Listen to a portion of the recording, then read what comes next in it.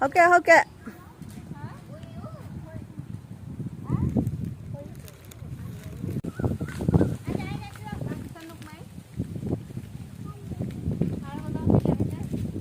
အဲ့ဖုတ်ကလေးတွေနော်ဟိုဟာလေလုံးမလီပန်းချံမှာဆိုအကြီး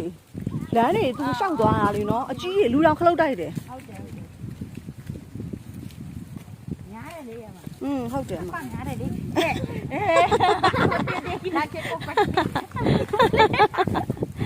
ဟာရုပ်ကြည့်မရနေတော့ခါနေမှာ